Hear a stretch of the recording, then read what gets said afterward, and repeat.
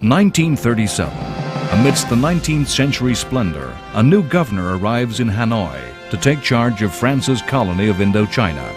Indochina had less than 3 years of peace remaining before plunging into an era of war that would last until 1975, giving this small, remote country a central place in world history.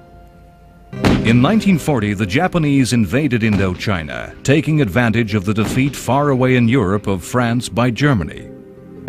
Bereft of support from France, the French troops were in no position to resist the attacks from powerful, aggressive Japanese armies supported by Air Force and Navy. The French armies were outnumbered and outgunned, the soldiers often themselves from France's other colonies. Indochina was under the control of the Vichy French regime and surrendered, collaborating with the invaders, effectively running the colony for its new masters. Japan desired the wealth of Indochina, rubber, coal, rice, and corn, to power its war machine. Japan wanted the use of Indochina as a base for its war of expansion towards China to the north, in addition to the south and west with Indochina as a base for attacks on Burma, India, Australia, and the rest of the Pacific. Japan wanted to drive the European colonial powers out of the region, its backyard. Dressing this policy in the guise of a campaign of liberation from imperialism, Indochina, like most Japanese-occupied territories, became a member of the Greater Asian Co-Prosperity Sphere. The Co-Prosperity Sphere rapidly revealed itself in truth to be a ruthless Japanese empire, which stripped Indochina of its agricultural and industrial wealth. As a result of Japanese policy, 2 million Vietnamese died of starvation. The first American bombers appeared in the skies of Vietnam in the 1940s as attacks were made on the Japanese. The American forces had an ally in this fight, to which American aircraft dropped supplies and arms. This was the National Committee for the Independence of Vietnam, the Viet Minh, who fought a guerrilla war against the Japanese. In 1945, as Japanese officers were arrested for war crimes against the Vietnamese people, Indochina presented an unstable and dangerous position. The north of Vietnam was to be occupied by nationalist Chinese troops, but the Japanese had already been disarmed by the Viet Minh and replaced by a Viet Minh Communist Provisional Government in Hanoi under the leadership of Ho Chi Minh.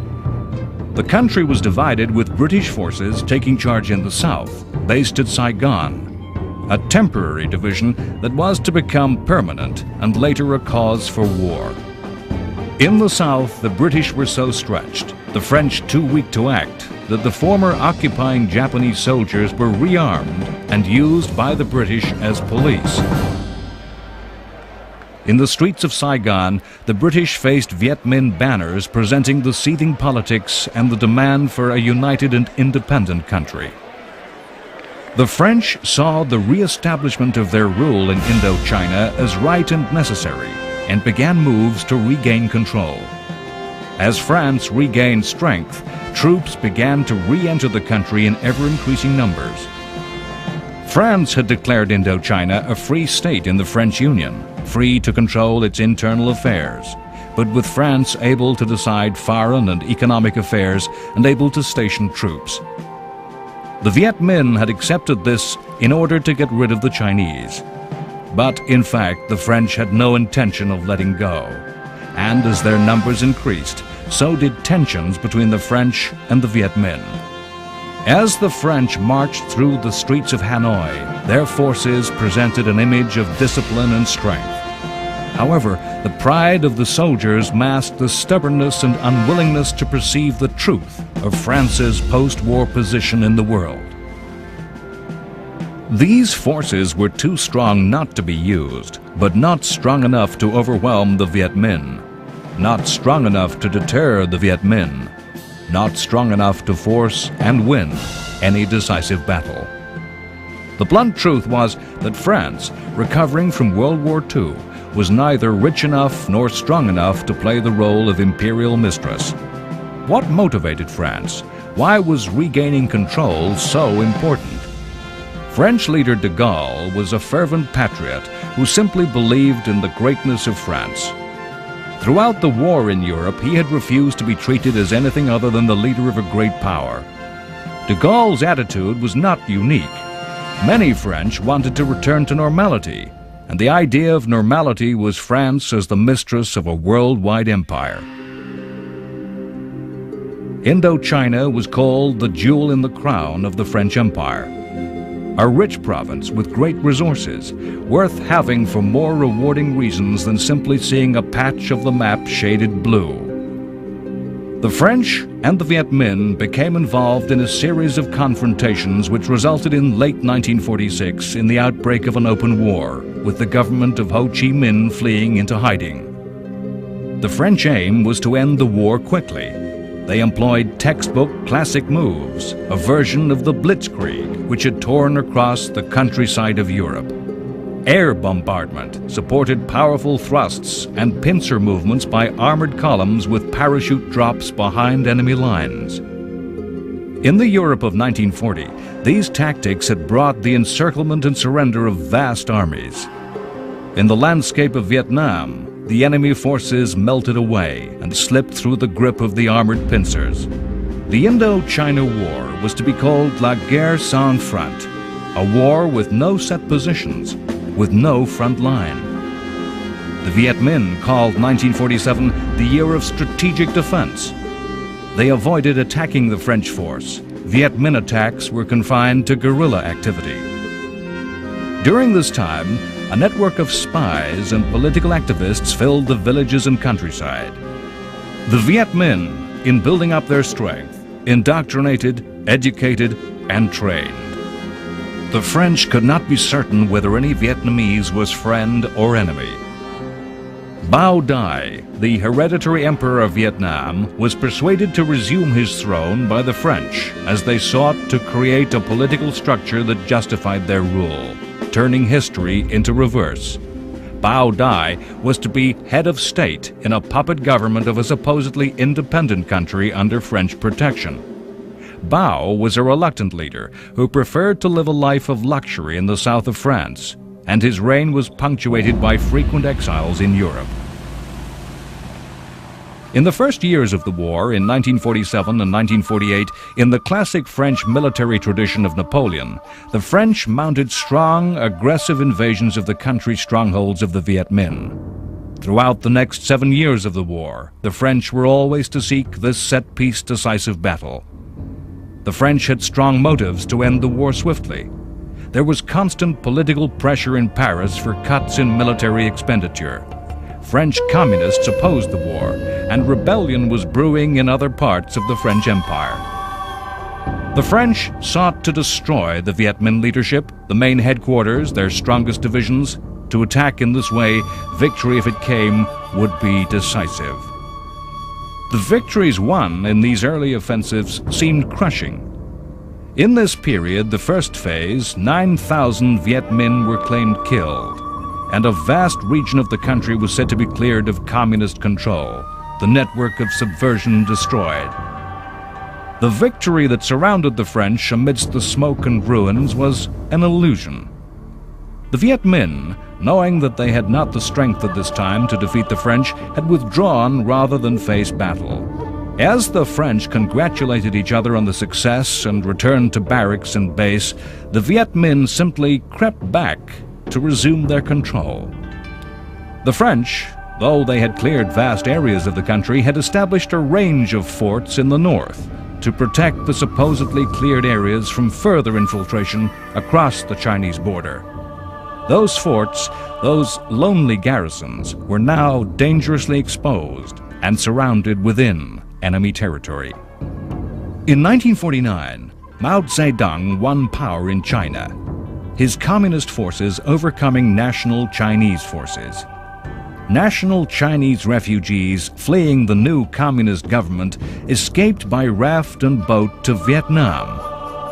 Now, in communist China, the Viet Minh had a safe area in which to train and regroup, a safe route for supplies, and a big, powerful ally who would be a source of weapons and material.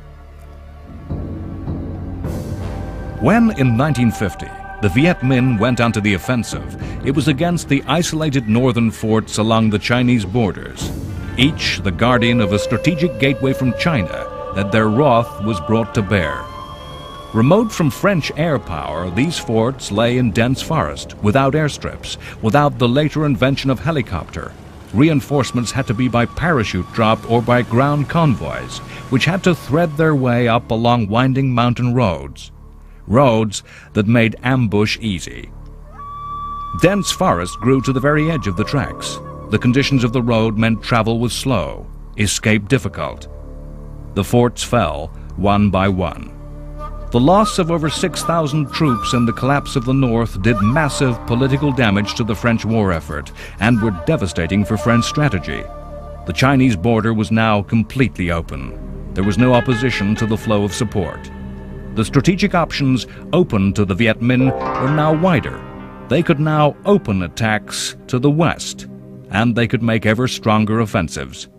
With their own lifeline secure, the Viet Minh stepped up their attacks on the Red River Delta, a network of river courses to the south and east of Hanoi.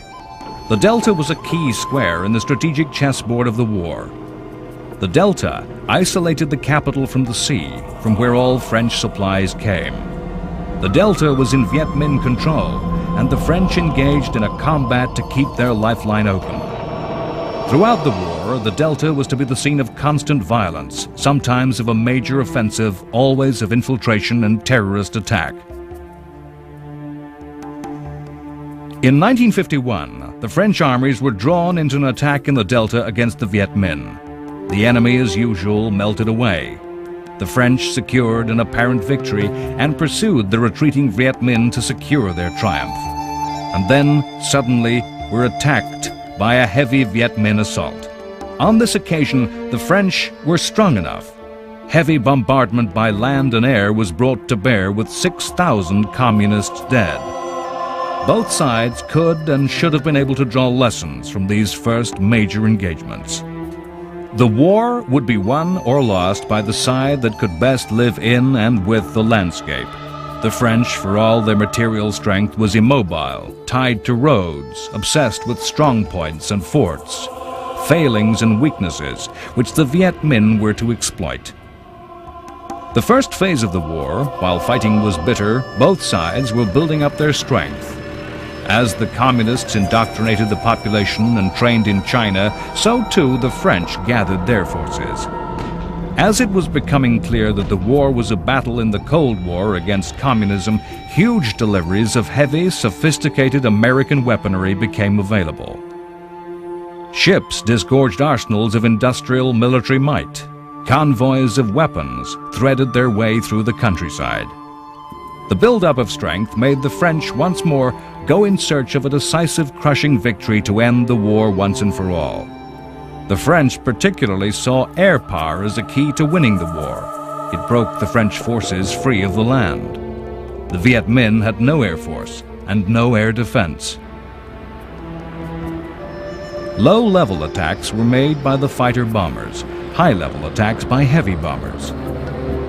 The success in defending against the Viet Minh offensives in late 1950 led the French to plan an offensive of their own in the Red River Delta, to preempt, to strike first, in a positive way. In the spring of 1951, the French, with their strength built up to a highest level yet, attacked the Viet Minh in the Delta. Once again, it was a massive offensive with paratroopers, tanks, and heavy artillery. For once, the Viet Minh were taken by surprise. The fighting was savage, with villages blown to pieces, fought over, captured, lost, and recaptured. For every action that involved the use of heavy weaponry from afar, there were savage hand-to-hand actions and close firefights. In one tragic action, French General de Lattre was forced to order a unit commanded by his only son to fight to the death. The operations in the Delta were a big defeat for the Viet Minh. At last, brought to battle, the communists were forced to make counterattacks. Their only defense, the use of mass human waves, attempting to swamp their enemy by sheer weight of numbers. Simple tactics used against aircraft with napalm, against entrenched machine gun positions, caused heavy communist casualties. The result was a massive number of Viet Minh dead and mass surrenders producing vast columns of prisoners. The battles were victories for the French, not conclusive, decisive, but victories all the same, and they restored confidence and morale. The Viet Minh, although tactically defeated, still held the strategic initiative, and though frustrated in the Delta, they were able to mount attacks in the forested highlands to the north and west of Hanoi. The French barely had time to assess their Delta victory before pressure began again with assaults on forts and isolated garrisons. Attacks against which the French were forced to deploy their last reserves, with parachute drops, to desperately reinforce their garrisons. Parachute forces played a central role in French operations before the widespread use of the helicopter. The parachute attack was the only way to be air mobile. The paratrooper was a vulnerable soldier easily out of supplies and dependent on having a safe area to land. The mass paratroop attack is something that has passed into history. In spite of both sides placing such great effort into the area of the Delta, the war was destined to be resolved amid the remote northwestern mountain forests. It was here that both sides were to believe the war could be brought to an end. At the same time as these dramatic and desperate battles was a war of continuous low-level operation, of what would later come to be called search and destroy operations. French forces would search the countryside to uncover the Viet Minh, arresting activists and would-be terrorists. The French Navy created a fleet in miniature of small craft that operated within the many narrow and shallow watercourses of the country. This was a war without fronts, a war where the enemy wore no uniforms and was in front, behind, and all around. The French could not tell friend from enemy in this sea of population. That ordinary Vietnamese were alienated in these operations was a crucial factor in determining the loyalty of the population. Throughout the countryside, the war was also a political war for the hearts and minds of the Vietnamese. Viet Minh infiltration had meant that the French state was at a disadvantage in this battleground. French forces propagandized, provided practical support with medical care for the population. Yet they were still the outsider, those who would leave at the end of the day when the Viet Minh could return.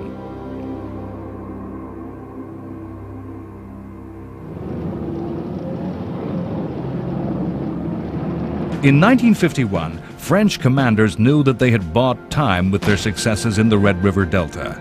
The Viet Minh would need time to regroup, perhaps devise new tactics to overcome French material superiority. French forces had been demoralized. Now it was believed that the Viet Minh could be defeated, and this encouraged the French to plan a new attack. The French decided to seize the strategic initiative to carry the war to the Viet Minh. In March 1951, the French attacked with paratroopers and seized the city of Hoa Binh. Hoa Binh was in the northwest, a crossroads by which supplies from China reached the west and south of the country. The French believed that a garrison could dominate the area and cut the communist supply lines. The French intended that Hoa Binh would be the bait in a trap for the communists which the Viet Minh could not resist to attack. The campaign was named Operation Meat Grinder. The intention was to orchestrate a battle in which the Viet Minh would be bled white and destroy their strength. Once occupied, the French massively reinforced their paratroopers with heavy weapons and tanks. They constructed line after line of fortifications with trenches and machine guns. There were other pressing political reasons for the French to seek action and a crushing triumph. In Paris, the French National Assembly was voting on funds for the war. A victory would secure the political and financial support the soldiers needed. The American Congress was debating aid to Vietnam. These soldiers fought to secure votes in France and America. The assault on Hoa Binh was massive, using paratroopers, a ground column, and attacks up the Black River by the French Navy. The French, in fact, threw a powerful punch which wafted into empty air. The Viet Minh withdrew, an action that created an illusion of success and drew in more French forces. To the Viet Minh, Hoa Binh was an opportunity to surround a large number of their enemy, bring concentrated strength to bear, and bring about a massive defeat of the French. All the spare communist forces were ordered to the battle.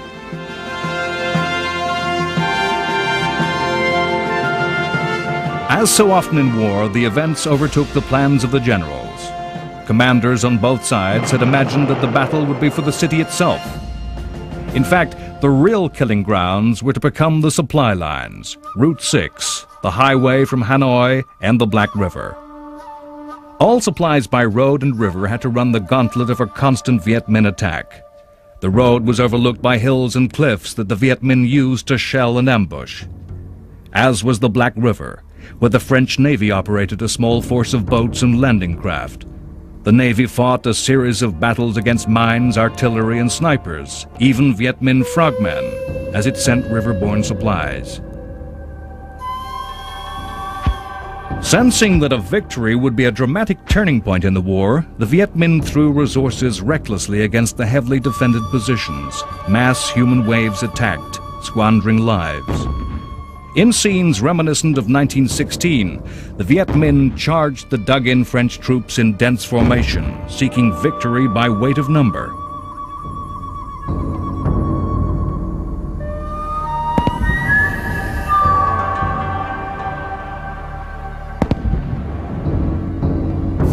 The bodies of the Viet Minh soldiers carpeted the barbed wire of the French lines. Viet Minh troops would swarm over French tanks in vast numbers, dying crushed beneath treads, blown to pieces by tank cannon at point-blank range.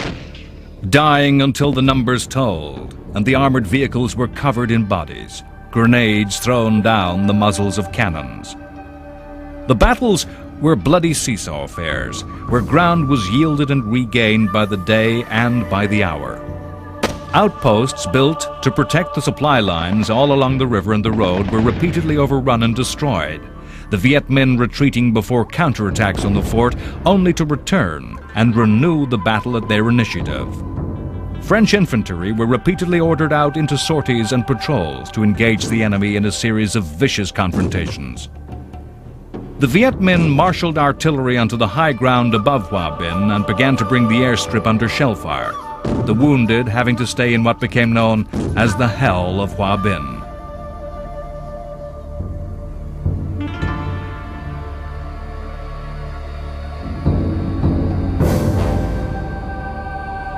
The battle for Hoa Binh began to extend the entire length of Route 6. Columns of relief sent from the capital became bogged down in fighting, in struggles of life and death of their own. The 25 miles of road came to be described as one vast calvary for the French army, as meter by meter was fought over, drawing in more and more forces.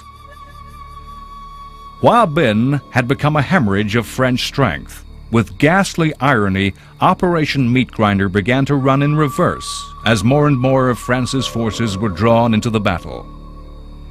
In early 1952, Hoa Binh was evacuated. The French retreat along the road and river was a final bloody act of Operation Meat Grinder, the forces fighting a desperate rearguard action against pursuing Viet Minh all the way. Hoa Binh was an attempt by both sides to win a decisive victory. The knockout blow both thought possible descended into a bloodletting of attrition. The lessons were there for both communist and French. Only the communist profited.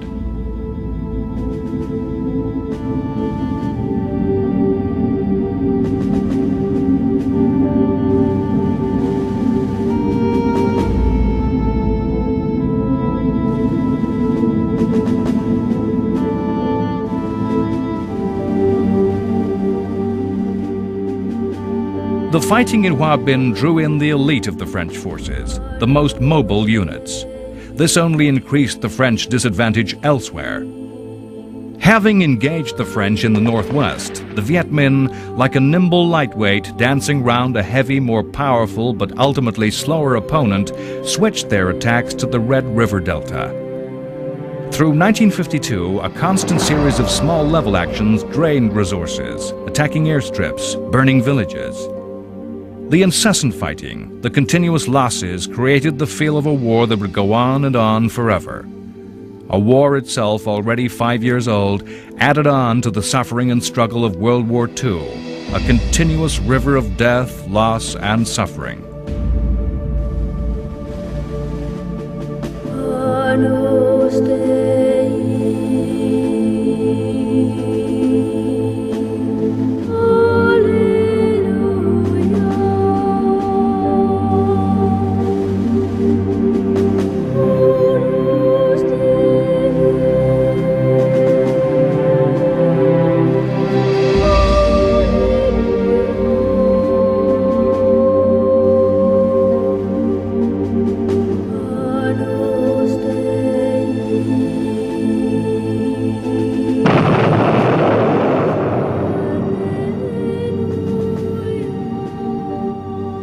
This fighting was often called mopping up operations, a mopping up of a flow that seemed always renewed.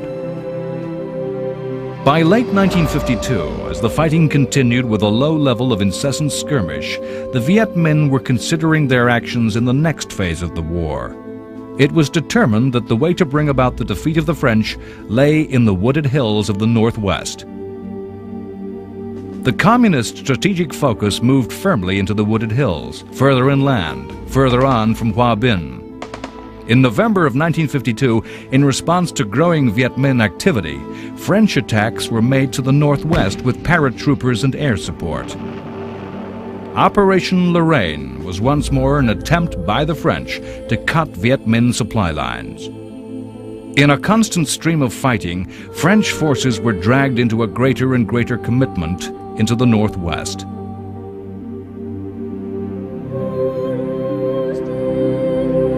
Attacks were made upon the airstrip of Nha Sam, a provocation and a taunt to lure the French.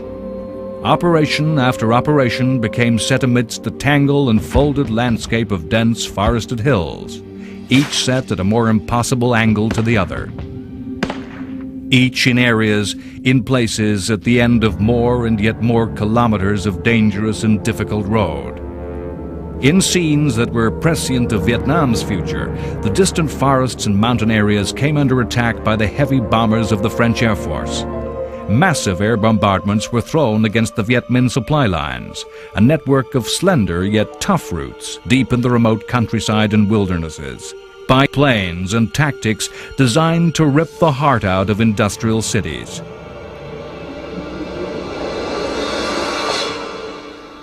Delivered from high altitude, massive explosions tore through the jungle trails and pathways through which flowed the lifeblood of the communist war effort. This massive delivery of expensive ordnance was flung almost at random against guesses and hunches. Too often the French were aiming mighty blows at thin air. The French army did not lose the war because it was a bad army. The French army was a European army equipped to fight a European war against a European enemy, an enemy which was its own mirror image. Communist leader Ho Chi Minh was to boast he never lost one tank in the fight against the French because he had no tanks. The Western industrialized armies that fought and won wars like that fought in Indochina used weapons and tactics that were suited to the landscape, not simply the physical terrain, but the political landscape of the hearts and minds of the population. It required an army that would not roam the countryside in powerful mechanized vehicles, but an army that would become close to the land and people, fighting as did their enemy.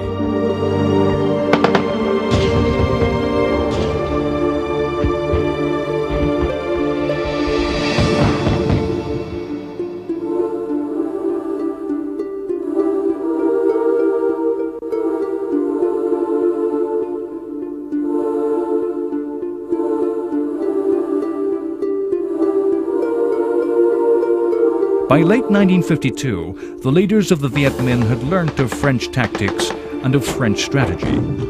As 1952 turned to 1953, the Viet Minh knew what the French response would be to their moves. The strategy slowly evolved, with each action, by each action, drawing the French towards their eventual disaster in the far northwest of the country. strategies that were to draw the French forces far away from their supply lines. Tactics that would negate the massive air power, the bombing that had taken so many Viet Minh lives. Strategies that would make the French provide an easy and vulnerable target.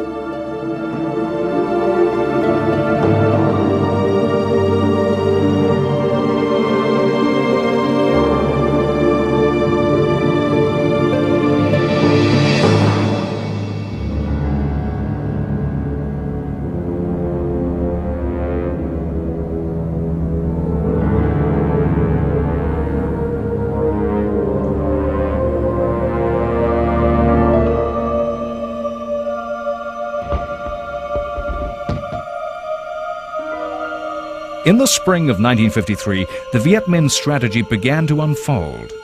The Viet Minh widened the war with attacks against the neighboring country of Laos. To many Laotian peasants, the Communists, as they did in Vietnam, seemed to offer the only viable alternative to colonial rule. Strategically, the attacks posed the French even more problems. The war, which already stretched France's soldiers, was now even larger.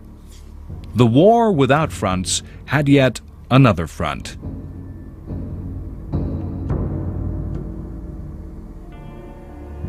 The Viet Minh, as usual, withdrew against French counterattacks, but left the French with a new, larger area to garrison and supply.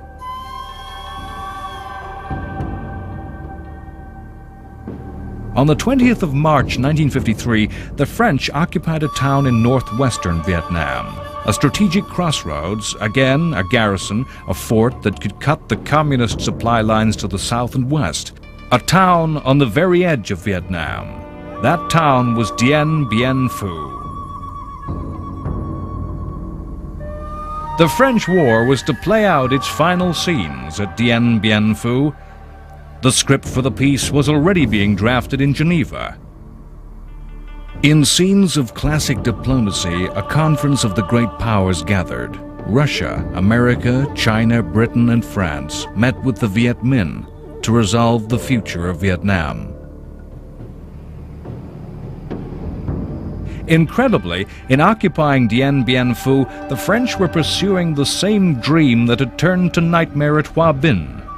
Dien Bien Phu was to be a super fort, bait to attract the Viet Minh into an attack that would turn into a decisive victory for the French. Dien Bien Phu was in a valley, a complex of forts with 2 airstrips extending over a large area. Massive fortifications were constructed. To the Viet Minh, Dien Bien Phu was both threat and opportunity. If the French won, they could carry the war right into the Viet Minh heartland. If destroyed, the fall of Dien Bien Phu could end the war, destroying French will to continue, destroying American will to support. The total French garrison was 12 battalions, plus many heavy guns and tanks with permanent air cover. There was high morale and an air of impregnability. The French confidence was vastly misplaced. When the Viet Minh assault burst upon the forts, the defenders were barely aware that in the wooded hills overlooking their stronghold, the Viet Minh had assembled a massive force. The torrent of fire came from 40,000 communists gathered all about the French. Perhaps 250,000 porters had carried supplies by hand through jungle paths to support these soldiers. The greatest shock thrust upon the French came from Viet Minh artillery. The French guns had been flown in by air.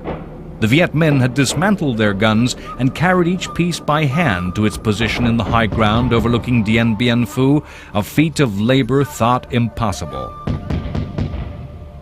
Firing from hidden secret positions, hidden from the air, hidden from the valley floor, the French knew nothing until the guns spoke. The French did not know they were outnumbered and outgunned. It was on the 10th of March that the Viet Minh had opened fire. The first target for the hidden artillery was the 2 landing strips. If they could be denied the French, then the siege would become truly, classically medieval. The French starved to submission. The French guns attempted to reply, but the Viet Minh guns were too deeply dug in, too cunningly hidden to be hurt. French airstrikes equally failed. As the artillery barrage continued, the Viet Minh sent squads of death volunteers up and over the barbed wire of the forts. After just 3 days, the first fort of Dien Bien Phu fell. Both airstrips were closed, and air supplies for the rest of the battle had to be parachuted in. In old-fashioned siege technique, at night the Viet Minh dug trenches towards the French lines. Each night the French could hear them, digging ever closer. No quarter was given. It was impossible to evacuate the wounded, and the Viet Minh ruthlessly shelled transport aircraft marked with a red cross. Chinese anti-aircraft guns were positioned such that French air superiority was lost. The Viet Minh lost 10,000 in the first month. Even amongst their tough soldiers there were murmurings of resistance. The French parachuted yet more reinforcements. By the middle of April, 50,000 communists surrounded the 16,000 French, and even more guns were brought through the jungle. Heavy cloud negated air power and brought the communist trenches ever closer. Viet Minh soldiers would rise out of the ground meters from the French lines. While French appeals to the USA for heavy bombers and attack aircraft carriers were refused, the Americans even suggested the use of nuclear weapons, a plan rejected after British objections. On May 7th, the end came after a week of ferocious attacks, the French fighting almost to the final bullet. Some 7,000 of the very best of the French army were killed. 8,000 were to be taken into captivity. The Viet Minh, placing a low value on the life of the individual soldier, perhaps lost at least 18,000 men, with many more wounded. Was the French move to fight at Dien Bien Phu an act of madness, an act doomed to failure? The strategy was sound. It was in French tactical imagination and vision that lay the seeds of defeat. The French were unable to imagine, to conceive, that such a concentration of communist strength could be brought to bear.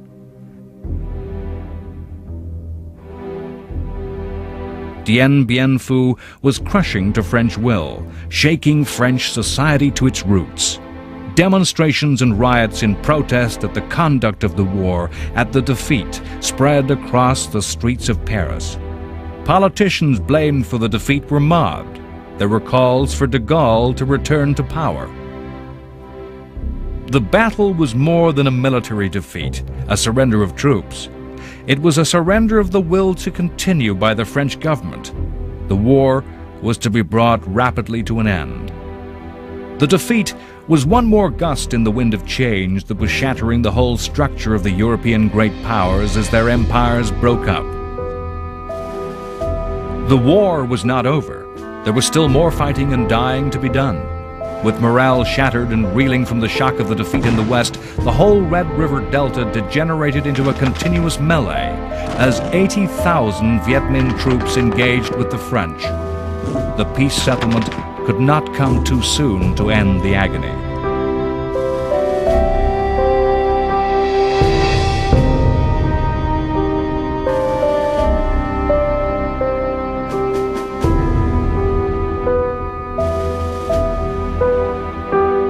With the defeat at Dien Bien Phu, the Geneva Conference rapidly drew to conclusion, and an agreement was signed. The French were to abandon their colony. All French troops were to be withdrawn. Ho Chi Minh's government was recognized. Prisoners were to be released. The country was to be divided at the 17th parallel of latitude, a ruler straight line drawn on the map dividing a northern communist state led by Ho Chi Minh with a southern state based on Saigon. All through the bloody war, the South had remained comparatively peaceful, relatively free of violence, the communists contained. There was to be a period of free exchange of the population when the Vietnamese could choose which state they wished to join. The Americans wanted the southern state to help them contain communism. To Viet Minh astonishment, the Chinese supported them, wanting to keep Vietnam weak, divided, and dependent. The Geneva Agreement promised elections across the whole of Vietnam in 1956, which would unite the country. History teaches us that wars must end cleanly and finally. A peace settlement that leaves questions unanswered, that leaves business unfinished, leaves the door open to further wars. Despite the massive triumph of the Viet Minh at Dien Bien Phu, the Peace of Geneva left many issues open. Hanoi was split with feverish communist-inspired demonstrations against partition. The communists were not to be satisfied by the partition, by the creation of a rival state in the South with American backing. It is in this anger that lay the seeds of the future conflict. The spring saw the return of the captured Viet Minh and the reciprocal exchange of French prisoners. The well-fed faces of the Viet Minh were in vivid contrast to the pitiful and sad state of the French soldiers, some returning as walking skeletons after the harshest of detentions by the communists. Half those captured in the last battle had died in captivity. The refugees that flooded into Hanoi were the first of a vast number of displaced people for whom the war put them in the wrong place, who were to have no future in the new Vietnam. There was a period of 90 days after the signing of the Geneva Peace Accord when there was to be free movement of refugees between the territories of North and South Vietnam. During this time, 900,000 left the North. Many were Catholics, fearing persecution. The usual trail of human misery of families clutching at the scraps of their former lives went on its way, using any means they could to escape the communist state. The only people to come north were the Viet Minh guerrillas and activists who were recalled from the south. As the balance of the population flowed away from the communist north, the Viet Minh made attempts to prevent the exodus. Slowly, the French forces left.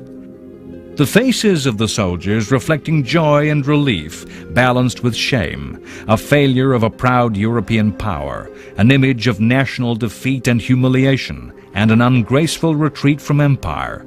This was an army and a nation that still did not understand why they should lose to an army and a nation of peasants. The soldiers' parade was a last parade of a lost era of the past. As the proud ranks of the Viet Minh marched in, the future, the destiny they brought with them was that of a communist state. In eerie echoes of the Soviet and Chinese revolutions, there were bloody attacks on the countryside and farms. Perhaps 100,000 of what the communists called the landlord classes were liquidated as agriculture was forcibly collectivized.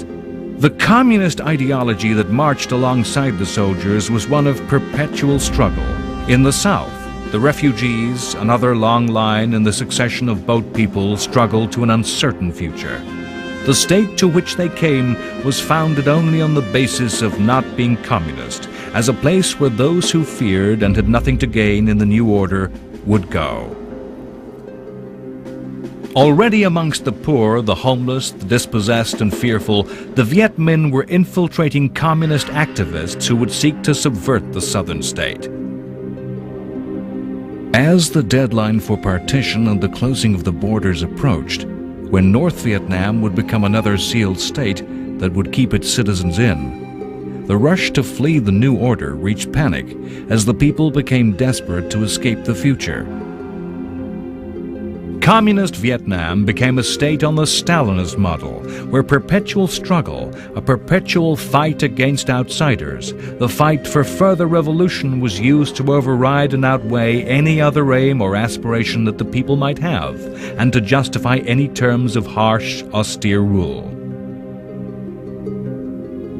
The last French left on October 9, 1954, leaving in good order, marching with discipline, passing into the history books and into the past. Of the history of Vietnam, much remained to be written. In the southern state, the communists fought a campaign of protest and political agitation against the partition of the country, demanding reunification. The protests could turn into violent acts where symbols of Western imperialism and domination of the country were attacked. A sad failing of the Geneva settlement was that the protests tearing up the streets of the South could and did have a real basis in grievances. The agreement built South Vietnam as a state with inherent weaknesses and deep faults, a state that lacked the secure democratic foundations, the strength, the institutions of a democratic state. The South lacked the democratic basis of strength that would enable it to stem the communist stream of subversion and terrorism. The political weaknesses of South Vietnam were compensated by a transfer of physical, material, military strength. The soldiers of South Vietnam were given the weapons, the uniforms, and the skills of a Western industrialized army, taught to use the very same tactics and weapons that had so recently brought the forces of the French to disaster. The communist view of the world was one of continuous struggle, a strategy of continuous restless turmoil and fighting for revolution. No sooner was the settlement reached in Vietnam than fighting and agitation began in the Southeast Asian country of Laos. Already, talk of Western governments was of domino theories, a spread of communism as one country fell, causing the fall of another.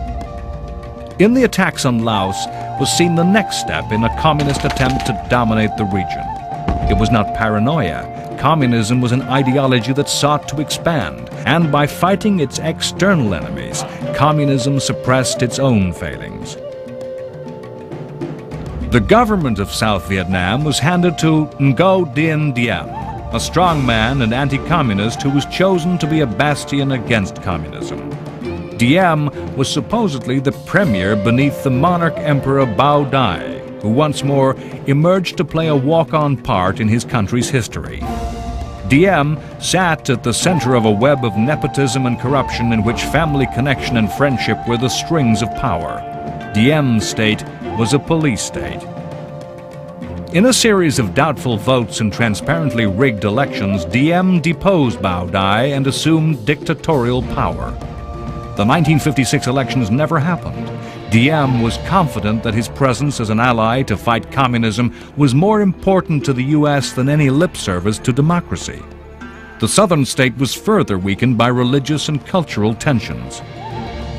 Diem came from a small, Catholic-educated elite which dominated the mostly Buddhist society. It was a society where the unelected held despotic power. Diem's egotistical sister-in-law, Madame Nhu, publicly goaded and taunted the non-Catholic majority.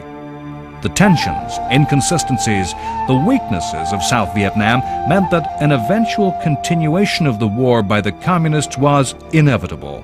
The peace settlement was just the interval in a longer tale.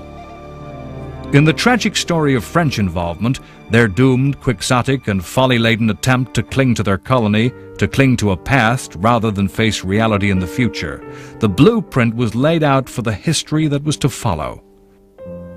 The echoes of France's involvement in Indochina resound to this day. With the end of the war, the muddied issue of whether the war was being fought for national independence of Vietnam or for communist revolution was resolved. The French left. The colonialist aspect of the war disappeared, and the war hardened, with American involvement focusing the war into a battlefield for the Cold War. The struggle to keep the colony cost France over 93,000 lives. Not just French deaths. The war cost the lives of Africans and of Arabs wearing the uniform of France. And many more Vietnamese, numbering in the many hundreds of thousands, died in this first Vietnam War. The victory of the Viet Minh over the French had a massive impact upon the movement for decolonization and the end to empires. After Dien Bien Phu, the armed might of the colonial powers were no longer regarded as invincible. The Europeans of the mid-20th century still clung to concepts of moral, cultural, and racial superiority over other peoples of the world. These were ideas that died at Dien Bien Phu and marched into history with the French. Those who fail to understand history are condemned to repeat that history. A central lesson of France's struggle in Indochina is that material superiority was not enough to ensure victory. The Viet Minh victory proved that war is in fact an extension of politics. The Viet Minh victory was based in political superiority over the French. To hold the political high ground is not the same as holding the moral high ground. The Viet Minh control of the Vietnamese countryside is not the same as having the support of the population. The Viet Minh had the strength to pay the high price of death and destruction. As the 1950s slid into the 1960s, as Ho Chi Minh courted his communist allies for support, as a new American president promised to pay any price to oppose any foe to assure the survival and success of liberty, as American troops prepared to fulfill that promise in Vietnam, and the Viet Minh were renamed the Viet Cong. The lessons of the war were there for all to read, to provide the path to victory or defeat.